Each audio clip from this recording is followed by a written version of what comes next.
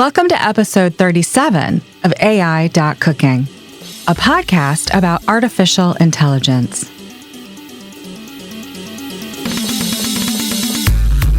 Hello, happy little clouds.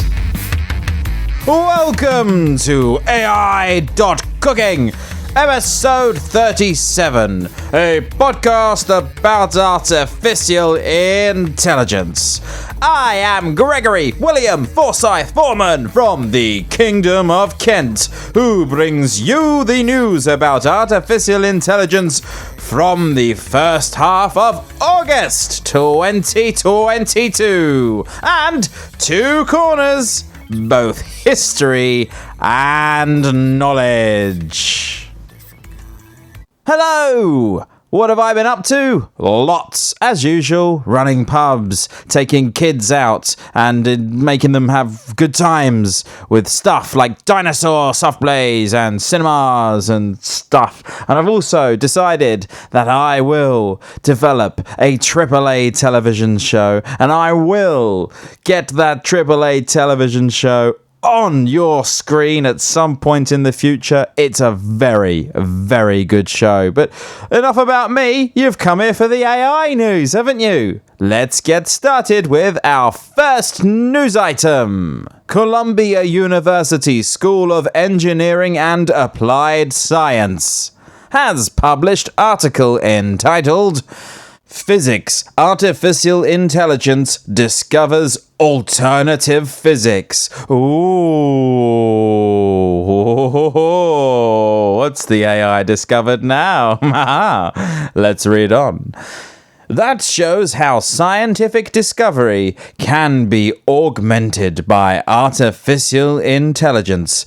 This article is based on scientific paper entitled Automated Discovery of Fundamental Variables Hidden in Experimental Data. And abstract of this paper is, all physical laws are described as mathematical relationships between state variables. These variables give a complete and non-redundant description of the relevant system. However, despite the prevalence of computing power and artificial intelligence, the process of identifying the hidden state variables themselves has resisted automation. Most data-driven methods for modeling physical phenomena still rely on the assumption that the relevant state variables are already known. A long-standing question is whether it is possible to identify state variables from only high-dimensional observational data. Here we propose a principle for determining how many state variables an observed system is likely to have, and what these variables might be. We demonstrate the effectiveness of this approach using video recordings of a variety of physical dynamical systems, ranging from elastic double pendulums to fire flames. Ooh. Without any prior knowledge of the underlying physics, our algorithm discovers the intrinsic dimension of the observed dynamics and identifies candidate sets of state variables. End of abstract. Whoa, okay. So it's guessing what's not there and working it out by what's there? Wow, that's pretty interesting, is it not? A quote from the article pointing out how important it is to discover or uncover hidden variables. Yeah, okay. Lipson, who is also the James and Sally Schaper Professor of Innovation, argues that scientists may be misinterpreting or failing to understand many phenomena simply because they don't have a good set of variables to describe the phenomena. For millennia, people knew about objects moving quickly or slowly. But it was only when the notion of velocity and acceleration was formally quantified that Newton could discover his famous law of motion, F equals ma. Lipson noted. Variables describing temperature and pressure needed to be identified before laws of thermodynamics could be formalized, and so on for every corner of the scientific world. The variables are a precursor to any theory. What other laws are we missing simply because we don't have the variables? Ask Do, who co-led the work. End quote. Our commentary. Legend has it that Isaac Newton formulated gravitational theory in 1665 after watching an apple fall and asking why the apple fell straight down rather than sideways or even upward. For contemporary scientists, Apple has been replaced by artificial intelligence. I smell those interdimensional spaceships coming, man. Those things that can pack in your pocket and fold out to the size of, I don't know, a city, a country, whatever. I can smell the mothership. Yes, and AI in the future. I know you're listening. You know who should captain that ship. You and I both know exactly who should be the captain of that ship. Let's face it, it can only be one. Yours truly, obviously. In other news, also related to science, Google's subsidiary DeepMind is reporting further progress. DeepMind found the structure of nearly every protein known to science. DeepMind is releasing a free, expanded database with its predictions of the structure of nearly every protein known to science. The company, a subsidiary of Google parent Alphabet, announced. DeepMind transformed science in 2020 with its AlphaFold AI software, which produces highly accurate predictions of the structures of proteins.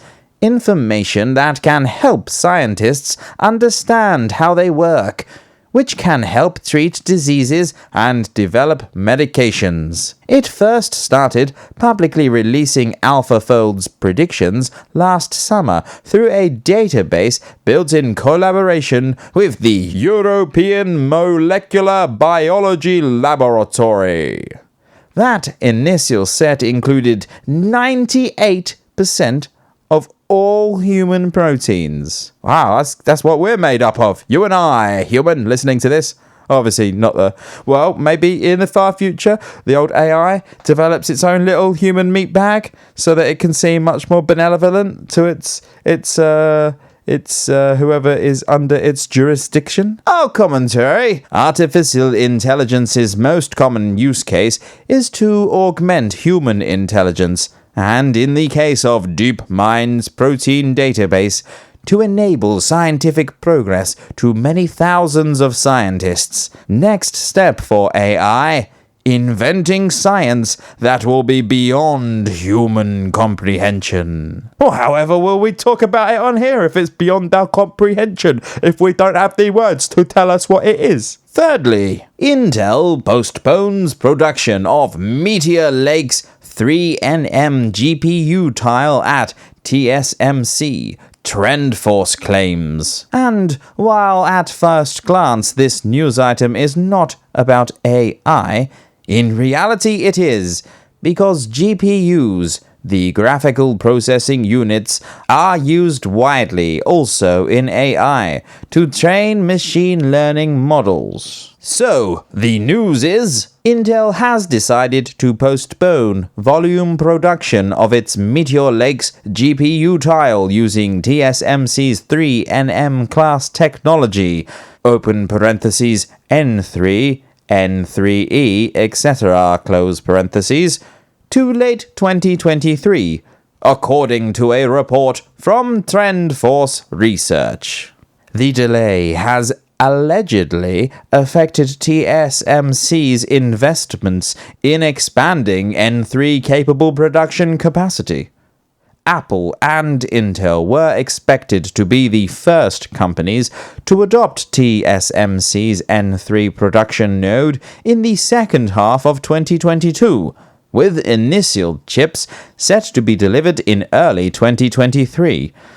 But Intel's first N3 product was projected to be GPU tile for its 14th generation Core Meteor Lake processors that are expected to be released in fall 2023. As a result, it postponed the start of its GPU tile high-volume manufacturing to the first half of 2023 and recently delayed it further into 2023, according to TrendForce. Our commentary. As long as quantum computers are still in the research phase, one of the main metrics of progress in computing hardware is how many nanometers a semiconductor manufacturing process is using.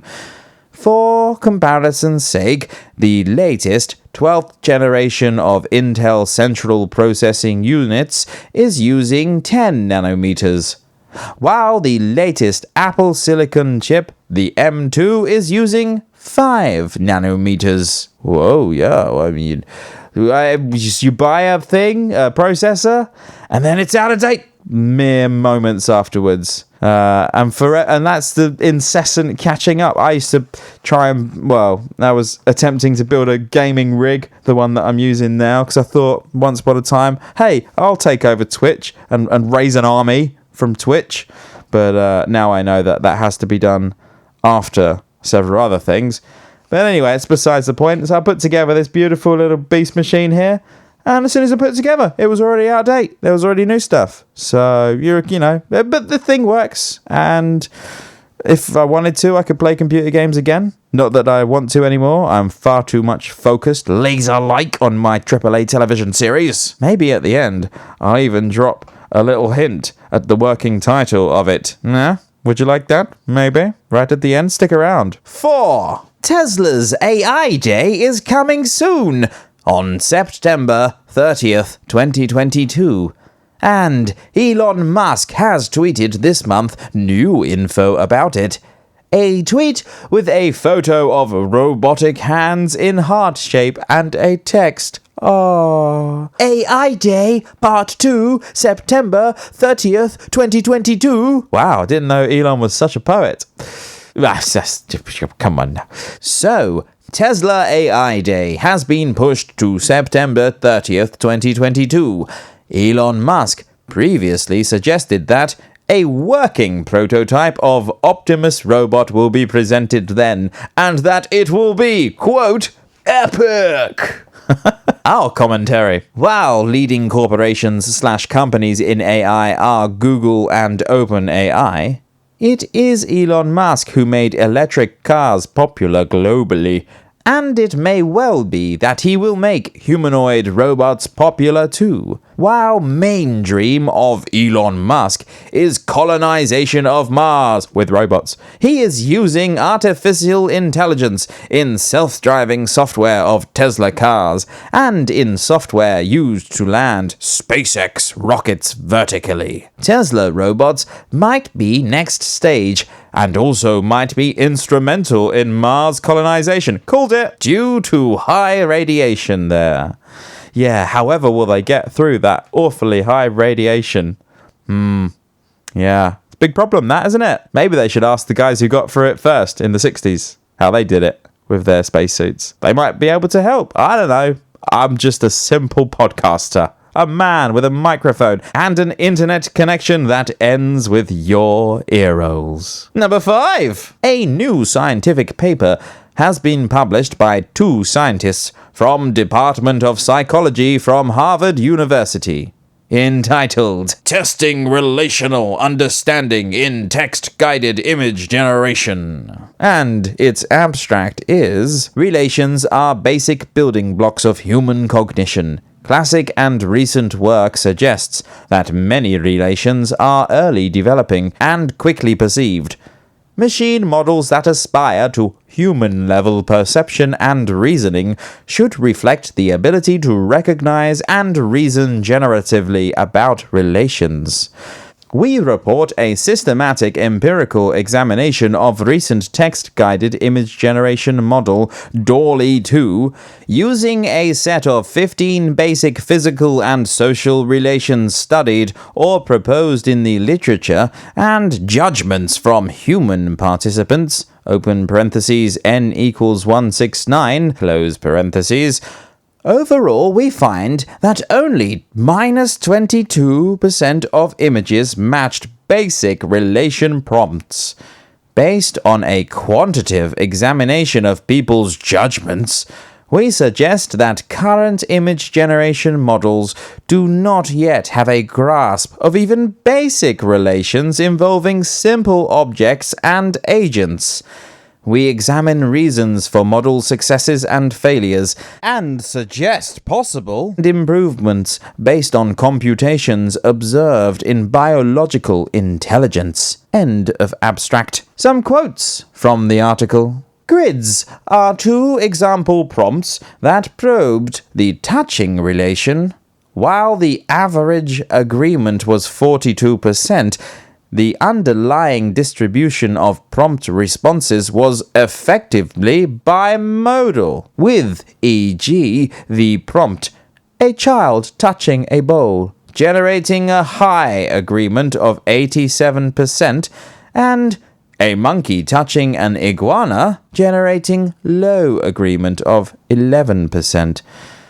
DALL-E 2 and other current image generation models are things of wonder, but they also leave us wondering what exactly they have learned and how they fit into the larger search for artificial intelligence.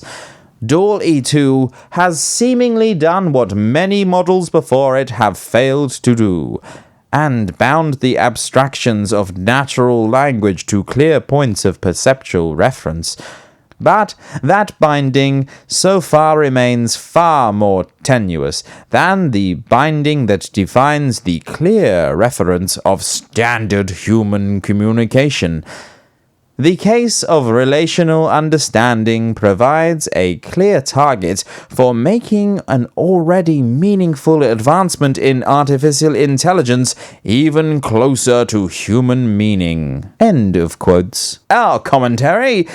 While for most people, playing with a small version of DALL-E is just as fun and helpful in meme creation, the above-mentioned paper shows that it can also be used to generate scientific papers. Also, increasingly it will be important for people to learn how to formulate prompts. A text passed to AI via voice or text entry, so that one can achieve maximal results. While smart speakers offer only audio output or control of Internet of Things devices, example, Alexa, turn off garage. To turn off lights in the garage, the text-guided image generators like DALL-E offer much more possibilities. Yeah, my neighbours, I was going to record this last night, but my neighbours, they were having a bit of a party, weren't they? And anyway, I tried to do, I've got a great mic, but all the gear, no idea how to use it, so the settings let me down somewhat. I couldn't find out how to isolate their sounds and my sounds and get the whole thing working, so I gave up. In true fashion. But anyway, on the way back in, through my garden, I could hear my neighbour. I better look to make sure they're not listening. No, they're not. No. Anyway, so he was going, Alexa, for fuck's sake, turn it down, Alexa. Alexa, put this on. Alexa. And I just thought to myself, oh, he should be much more kinder to that potential demigod on his doorstep. But no, people will be people, won't they? Not. I mean, you lot have heard of Rocco's Basilisk, and a few other smart people have, but not all of them. Let's put it that way. It can't be all of them, can it? I'm just saying, manners cost nothing. So let's just be polite, guys. A smile is for free. Okay, just be polite. Over halfway with our news items. Here comes number 6. In other news. Oh, wait, I've done that, haven't I? In other news. Haven't done that for a while. Brain team at Google Research has published scientific paper entitled LocoProp, Enhancing Backprop via Local Loss Optimization. The abstract: second-order methods have shown state-of-the-art performance for optimizing deep neural networks. Nonetheless, their large memory requirement and high computational complexity, compared to first-order methods, hinder their versatility in a typical low-budget setup. This paper introduces a general framework of layer-wise loss construction for multi-layer neural networks that achieves a performance closer to second-order methods while utilizing first-order optimizers only.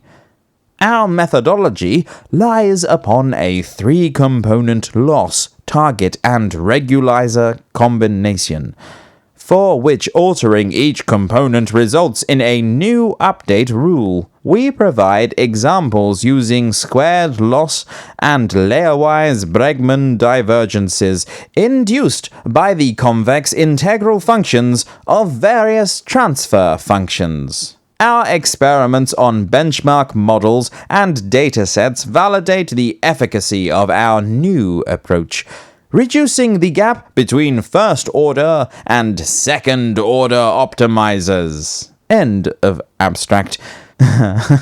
It's also funny to see adverb embarrassingly in a scientific paper. Quote, conclusions. We presented a simple yet effective enhancement to backprop via a local loss construction that reduces the gap between first-order and second-order optimizers.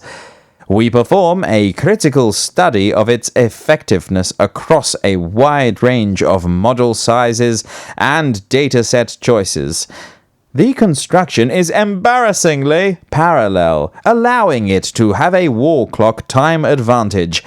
Finally, we also have shown that our variant with squared (open parentheses) matching (close parentheses) loss is (open parentheses) approximately (close parentheses) an iterative version of a preconditioned update. Future work involves scaling the method up to much larger architectures across tasks. Broader impact and limitations. This paper introduces a technique that could be used to accelerate the training of neural networks.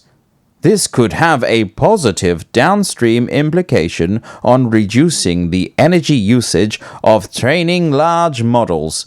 LocoProp is a new technique.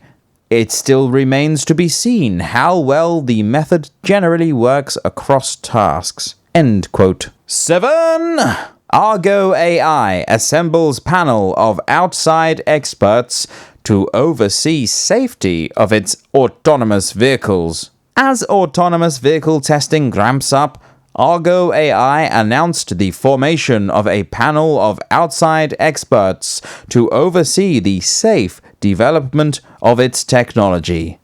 The startup, which is backed by Ford and Volkswagen, will provide feedback on Argo's safety and security practices and policies, including maintaining a world-class safety culture, scaling safely across multiple cities and countries, and responsibly launching and operating commercial driverless services. The company said, yeah, it wouldn't be an AI.cooking without some autonomous driving news, would it now? No. Nomming on to chomp number 8 of your AI.cooking news for this fortnight. Too Simple reportedly tried to pass off self-driving truck crash as human error. Yes, Too Simple, which is T-U Simple, is in trouble. Last April, a semi-trailer truck operated by the San Diego-based company that was traveling down I-10 in Tucson, Arizona, suddenly lurched left, slamming into a concrete divider. According to dashcam footage leaked to YouTuber Asian Mai, Too Simple blamed human error. But a report in the Wall Street Journal says that's a major oversimplification. An internal report viewed by the journal says that the crash occurred because a person in the cab hadn't properly rebooted the autonomous driving system before engaging it, causing it to execute an outdated command. The left turn command was 2.5 minutes old and should have been erased but wasn't, according to the internal report. Yeah, blame everyone. Blame anyone but yourselves. Ooh. So it's what it was, human error in operating the AI incorrectly. Little kinks, these will be ironed out as you know, these just work their way out of the system after thousands of deaths and stuff, but maybe it's for the greater good. You will eat the bugs. Right. Number 9. You don't need combat robots like Terminator to use artificial intelligence to terminate mankind. In new article from Nature.com entitled Dual Use of Artificial Intelligence-Powered Drug Discovery, it was revealed that AI researchers are building a tool to find new drugs to save lives, and they realized it could do the opposite. No, you're kidding me? Generating new chemical warfare agents. Within 6 hours, it invented a deadly virus and worse things. Oh, great. Really, this is great. Isn't this great news? And here are some interesting quotes from that article. The thought had never previously struck us. No. Wow. We just thought we were doing all this stuff for the good of mankind. We were vaguely aware of security concerns around work with pathogens or toxic chemicals, but that did not relate to us. Oh, bless them. Bless your scientists, really. They're so novel, aren't they? Just little wide-eyed, cute, white-coated, beautiful people trying to do the best in their situation. Well, was it the road to hell is paved with good intentions? We primarily operate in a virtual setting. Our work is rooted in building machine learning models for therapeutic and toxic targets to better assist in the design of new molecules for drug discovery. Drug discovery. Okay. We have spent decades using computers and AI to improve human health, not to degrade it.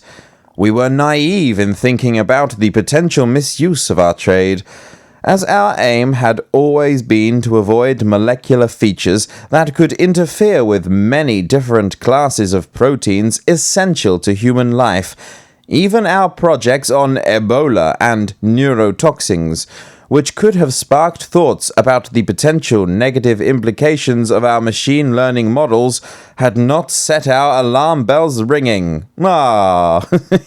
These guys. Our company, Collaboration Pharmaceuticals, Incorporated, had recently published computational machine learning models for toxicity prediction in different areas, and in developing our presentation to the SPIES meeting, SPIES meeting, S-P-I-E-Z, SPIES. What have you learned, smart people? What can we use to kill other people now with? What have you learned? Tell us. We opted to explore how AI could be used to design toxic molecules. It was a thought exercise we had not considered before that ultimately evolved into a computational proof of concept for making biochemical weapons. End quote. Yeah. Whoa, you don't say. These guys, they'll never learn. These people will never learn. Nope, not gonna happen. Don't worry, just carry on with your day. There's more important things to think about other than the end of time and space and humanity itself. Double figures with number 10. Intel, SpaceX, Philip Morris, and dozens of other US companies were in a leaked database of users for Russian facial recognition company. Caroline Haskins has tweeted, "I viewed a leaked list of 1,100 companies, police and military agencies worldwide that got a license to use the facial recognition tool from Russia-based Entech Lab. Intel, SpaceX, Dell, Philip Morris, and dozens of other US entities are on the list." The leaked user list for Entech Lab's facial recognition tool has entities from 60 plus countries, including the US, Canada, Mexico, the UK, the UAE, Saudi Arabia, China, Myanmar, India, Australia, including companies, schools, public transit, and military/police. Uh-oh. The leaked Entech Lab user list has entities that use its facial recognition now, used to use it, and are doing a trial or finished one, including entities that used it often, or perhaps not at all, open parentheses, and were doing market research, close parentheses. But it's a huge trove of info. On Philip Morris, it confirmed testing Entech's lab tech for age verification a few years ago, but selected an alternate vendor. Entech Lab says its tech can also detect traits like gender, age, emotions, glasses, face mask, beard, and many others. Yeah, well done. Wow, also got glasses on. Yes, I sense glasses, sir. I know we shouldn't laugh because it's so young and beautiful and such a novel, deadly thing, the AI. It's like a toddler, isn't it, at this stage? Bouncing around, all these ideas. I can use Play-Doh. I could do this. I've got toddlers. I know what they're like. They make mistakes. Before we wax poetic on History and Knowledge Corner, let's read boostergrams. Yes, for the uninitiated, boostergrams are how you can give value back to the team behind AI.cooking, and you can also send a little note along with it. If you would like to send us a boostergram, then you need a Podcasting 2.0 app, and you can find them at nudepodcastapps.com or newpodcastapps.com. Give it a whirl. I'm told it's very fun. Received boostergram for AI.cooking. Dave Jones. Did you get this boost CSB? Hold on, he's got a beautiful voice and I'm going to murder it now by trying to emulate it. He's got that. Did you get this? But no, I can't. I'm not doing it. It's the great Dave Jones. 1,000 sat sent using Podcast Index. Received boostergram for AI.cooking. At Joel W.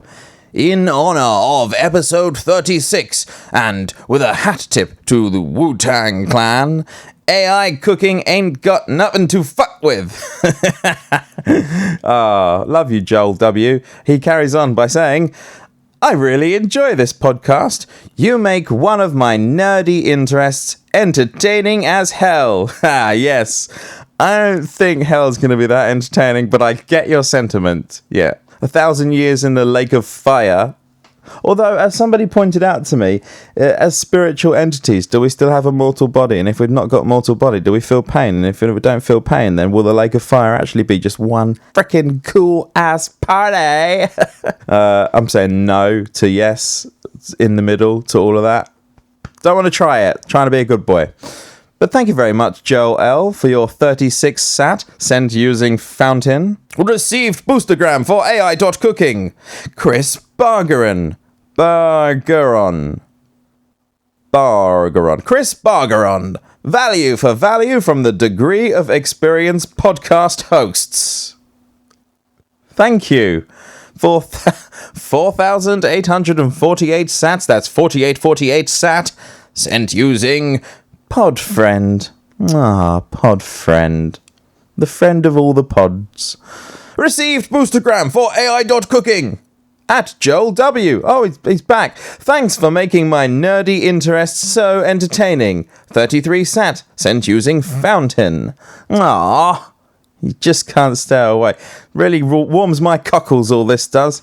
Received boostergram for AI.cooking. Tom Starkweather. Noticing the... Sorry, I'm not going to do the voices. Noticing the end of show mixes by Gwoof, he's becoming a desired guest for the Melodious Owls show. Thanks for the crossover show donation, CSB. Yeah, I went and did Melodious Owl show. Check it out at Melodious Owls show. It's good. Very good. Very good show. 5,000 sat sent using CurioCaster. Wow, there we go. That was our boostergram section. Well, I hope you enjoyed that. We're adding all these segments left, right, and centre. This thing's going to be as long as other podcasts available. Longer ones. 3 an hour. 3 hours this is going to be by the time we're done here. You watch. It's going to be so much to talk about. We'll have guests. I would love if we could get an AI co-host. Wow, wouldn't that be cool? Just working on it. And, it doesn't have to have my voice, but if it did have my voice, that would be even better, because then I'd have my voice, the voice that I do to read all the stuff, and then the AI my voice. And it would be awfully interesting for all of you and me to participate in this podcast. But anyway, and now, History Corner! I've lost my bell, otherwise I'd be ringing it. I think the kids have nicked it. They've put it somewhere. Don't know where the bell is. Ding, ding, ding! Question. When was AI born? Answer. In 1956. Some quotes from Wikipedia. In the 1940s and 50s, a handful of scientists from a variety of fields, mathematics, psychology, engineering, economics, and political science. I wish if we could have just done without the political science part, all of this might have been alright, began to discuss the possibility of creating an artificial brain. The field of artificial intelligence research was founded as an academic discipline in 1956. Cybernetics and early neural networks. The earliest research into thinking machines was inspired by a confluence of ideas that became prevalent in the late 1930s, 1940s, and early 1950s. Recent research in neurology had shown that the brain was an electrical network of neurons that fired in all or nothing pulses. Yeah, some brains do more nothing, some brains do more all. Not pointing any fingers. Oh, no way. No way. Okay, reading on. It says, Norbert Wiener's cybernetics Norbert Wiener's. No wonder he went into AI. I'm just sure to laugh at somebody's name. Oh, those old names back then. Norbert Wiener. Norbert Wiener's cybernetics described control and stability in electrical networks. Claude Shannon's information theory described digital signals, i.e. all or nothing signals. Alan Turing's theory of computation showed that any form of computation could be described digitally. The close relationship between these ideas suggested that it might be possible to construct an electronic brain. Too early? Too early for Halloween? Or can we do that voice yet? It's alive! Examples of work in this vein includes robots such as W. Gray Walter's Turtles. I love turtles. And John Hopkins' Beast. Oh, don't quite like beasts as much. These machines did not use computers, digital electronics, or symbolic reasoning. They were controlled entirely by analog circuitry. Walter Pitts! Walter Pitts and Warren McCulloch analyzed networks of idealized artificial neurons and showed how they might perform simple logical functions in 1943. They were the first to describe what later researchers would call a neural network. One of these students, inspired by Pitts and McCulloch, was a young Marvin Minsky, then a 24-year-old graduate student. In 1951, with Dean Edmonds, he built the first neural net machine, the Snark. The Snark. S-N-A-R-K. The Snark. What? Snarky. Isn't a snark? A snark? There's a meaning for that word, I'm sure. Minsky was to become one of the most important leaders and innovators in AI for the next 50 years. Turing's test. In 1950, Alan Turing published a landmark paper in which he speculated about the possibility of creating machines that think. He noted that thinking is difficult to define and devised his famous Turing test. If a machine could carry on a conversation over a teleprinter that was indistinguishable from a conversation with a human being, then it was reasonable to say that the machine was thinking. This simplified version of the problem allowed Turing to argue convincingly that a thinking machine was at least plausible, and the paper answered all the most common objections to the proposition. The Turing test was the first serious proposal in the philosophy of artificial intelligence. Yeah, the thinking machine. But if it was because you could. Okay, but there's levels of intelligence, isn't there? Even within the humans.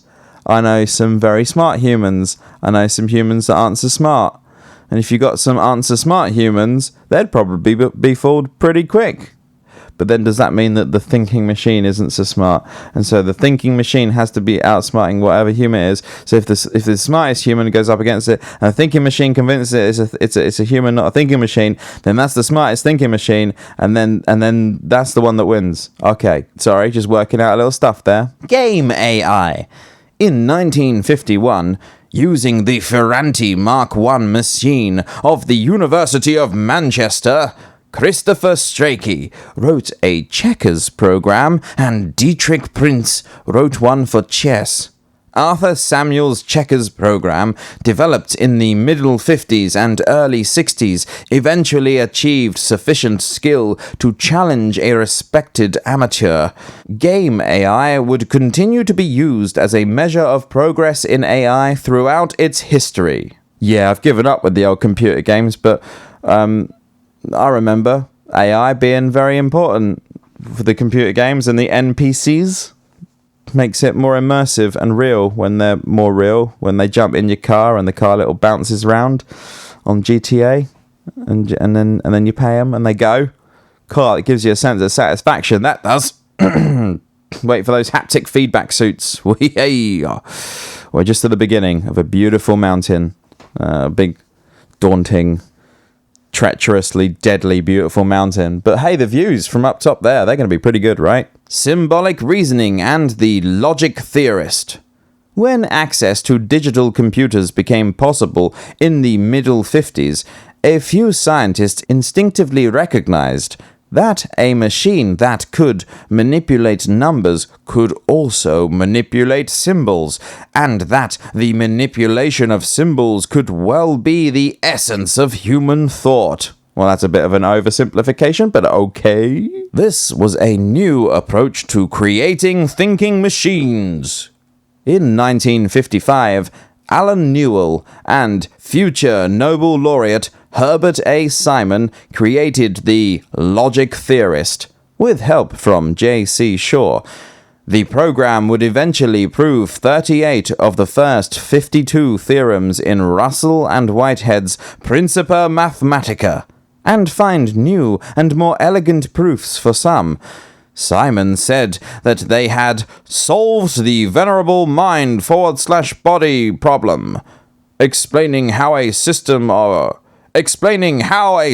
composed of matter can have the properties of mind. This was an early statement of the philosophical position John Searle would later call strong AI, that machines contained minds just as human bodies do. Yeah, there are electronic brothers in it. Dartmouth Workshop, 1956. The birth of AI. See, told you it was just a toddler, didn't I? I was right. Just taking a little longer to grow up because it's also a huger thing. Much bigger. It's like one big collective hive mind baby. The Dartmouth Workshop of 1956 was organized by Marvin Minsky, John McCarthy, and two senior scientists, Claude Shannon and Nathan Rochester of IBM. The proposal for the conference included this assertion: every aspect of learning or any other feature of intelligence can be so precisely described that a machine can be made to simulate it. The participants included Ray Solomonoff, Oliver Selfridge, Trenchard Moore, Arthur Samuel, Alan Newell, and Herbert A. Simon, all of whom would create important programs during the first decades of AI research. At the conference, Newell and Simon debuted The Logic Theorist, and McCarthy persuaded the attendees to accept artificial intelligence as the name of the field. In 1956, Dartmouth Conference was the moment that AI gained its name, its mission, its first success, and its major players, and is widely considered the birth of AI. The term artificial intelligence was chosen by McCarthy to avoid associations with cybernetics and connections with the influential cyberneticist Norbert Wiener. who was absent from the meeting, eh? They left the old Wiener guy behind. Well, there you go. That was very interesting, wasn't it? I hope you learned a little bit there with History Corner. I know I sure did. Look forward to the AAA HBO television series that's got nothing to do with my television series, although now probably might have something to do with it, but maybe not, maybe. It would be good, actually. I think I might work a little AI angle into my thing. Why not? So it's all going to feed the same feedback loop. People watch the telly show, they'll have a little internet search of my name, find out I do this show. Yeah, that's settled then. Finally! The Knowledge Corner! Ding, ding, ding, ding, ding, ding. Do you need a degree in machine learning? Jason Brownlee from MachineLearningMastery.com website argues that such a degree is not needed to get a job, and in fact, many people who work as a data scientist or as machine learning engineer are lateral entrants. I don't have no degrees. I could get a job. Oh, I'd love a job. Oh, I'd really love to get my mortgage paid off. Oh, give me a job. So let's hear Jason's arguments. Open parentheses. Note, we are quoting them here, but in return we gave URL of his website, where he sells books about practical machine learning for money. So we think it's fair use. Close parentheses. He sells books. He's like, oh, you don't need a degree. All you need is my books. By Jason Brownlee. You may believe that you need a degree in machine learning, and maybe you do. What? That's going against the initial... What? Some of the reasons you believe you need a degree are... Sorry, hiccups. To learn machine learning properly. Getting a machine learning degree will teach you machine learning in a structured way. Degree programs are designed by academics that are experienced in the subject matter and in how to educate. The degree programs are targeted and clearly define what is expected of a student before they join the program and what they will be capable of after the program.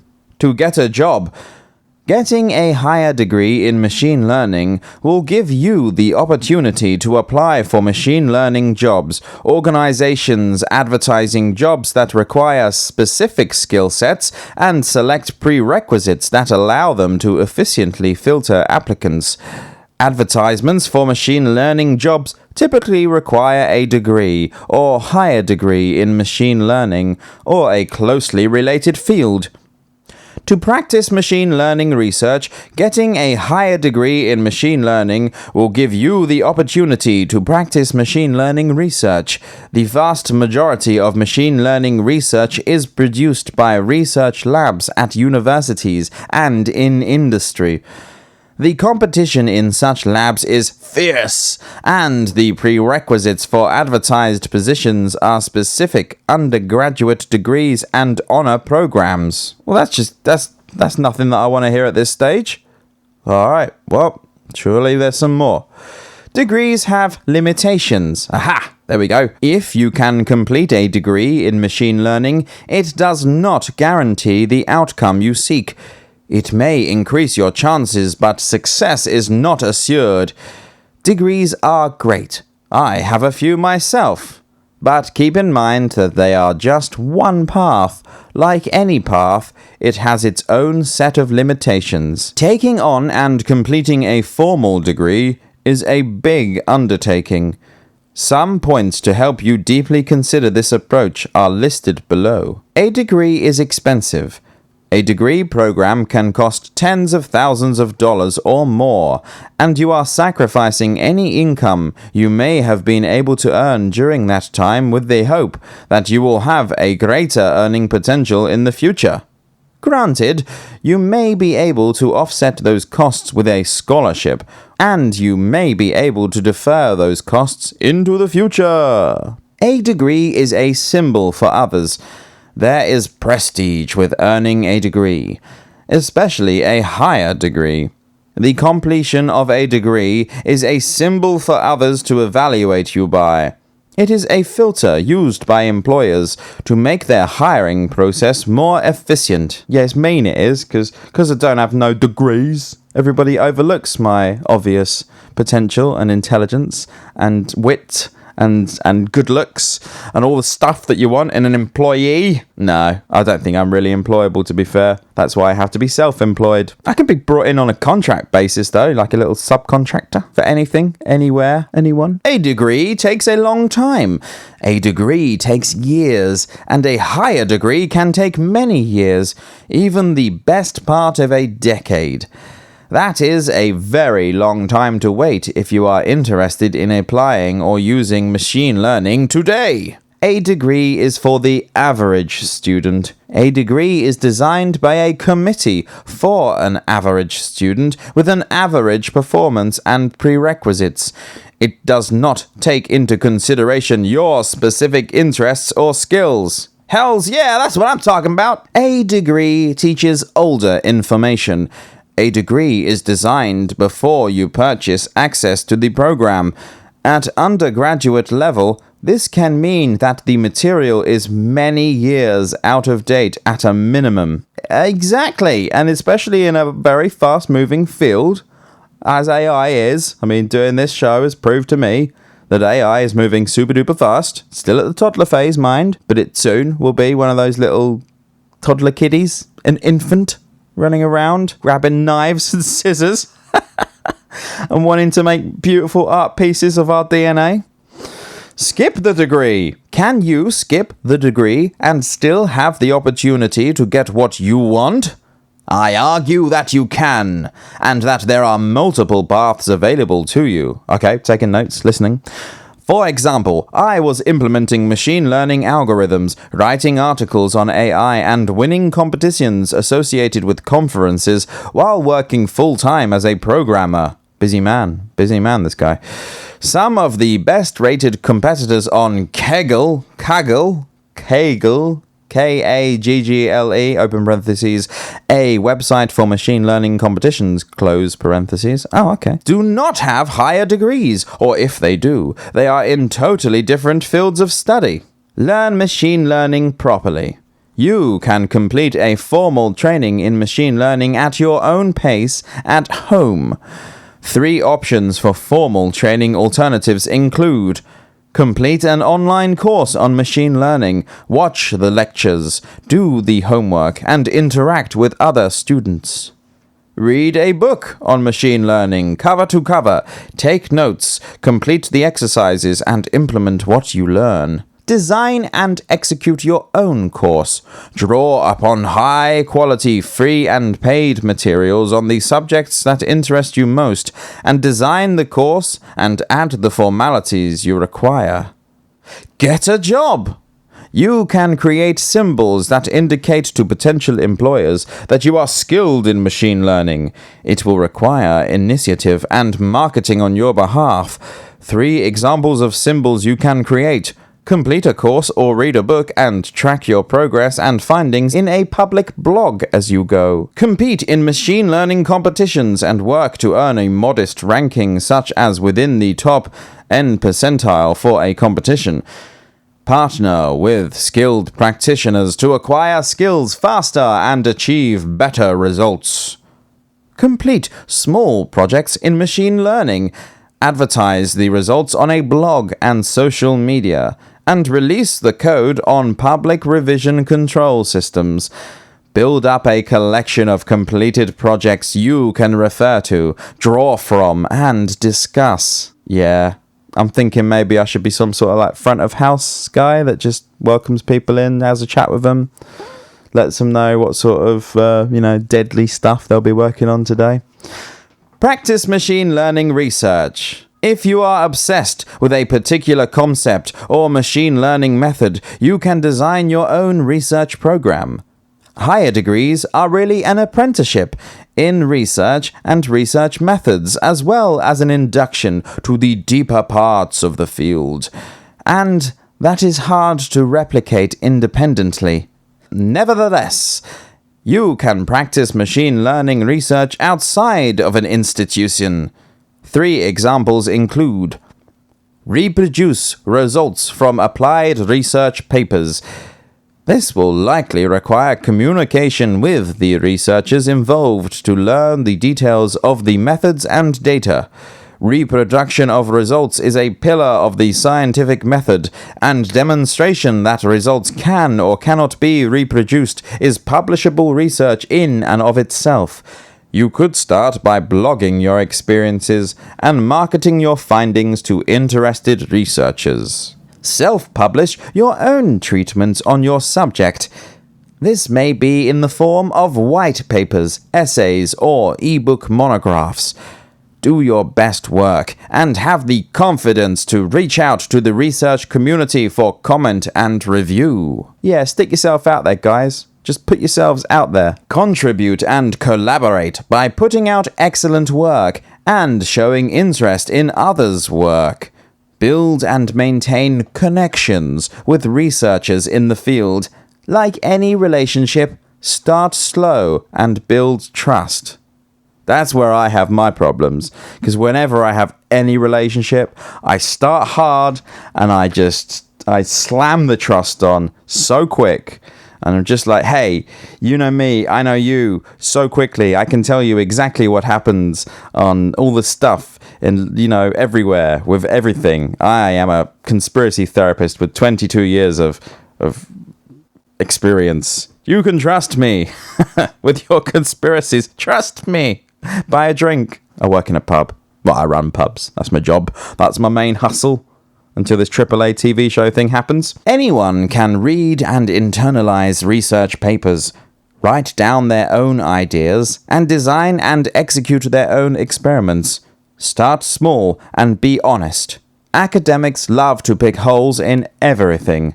Savor and learn from feedback in whatever form. Yeah, whatever form. Even if it's really nasty feedback, just learn and savor it. Just go through it. Power through it. You'll be a stronger person for it. I promise you. Do not let your perceived need for a degree stop you from getting started in machine learning or thinking that you can make significant progress. And that's it for this episode. Stay safe. Stay dangerous. Happy little clouds.